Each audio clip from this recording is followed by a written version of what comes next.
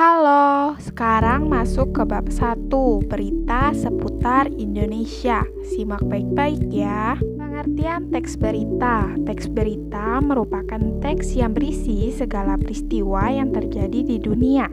Teks berita biasanya disebarkan melalui berbagai media seperti koran, majalah, radio, televisi, internet, ataupun media lainnya.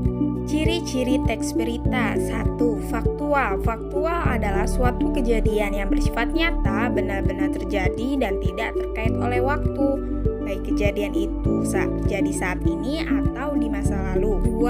Aktual. Aktual adalah suatu kejadian yang bersifat nyata dan benar-benar terjadi dan sedang hangat-hangatnya menjadi pembicaraan orang banyak, bersifat kekinian atau baru. 3. Unik atau menarik. Teks berita harus unik dan berbeda penyampaiannya dengan yang lain dan dikemas dengan kata-kata yang menarik yang dapat menarik perhatian pendengar atau pembacanya. 4. Berpengaruh bagi masyarakat luas. Teks berita harus memberikan pengaruh terhadap masyarakat sebagai pendengar.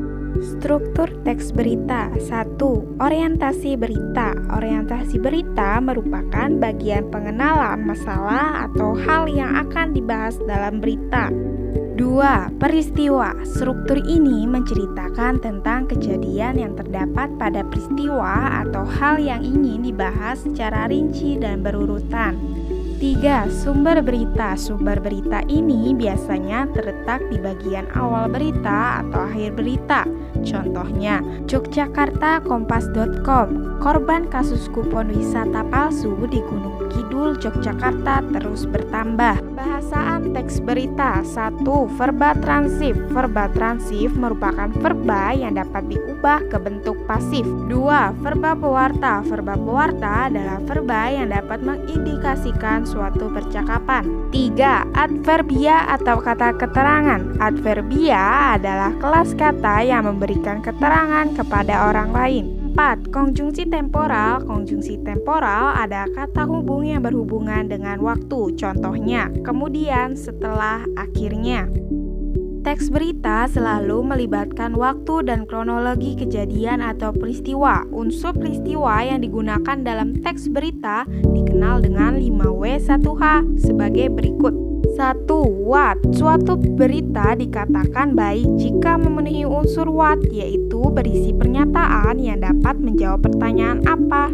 2. Who. Suatu berita dikatakan baik jika memenuhi unsur who, yaitu disertai keterangan dengan orang-orang yang terlibat dalam peristiwa.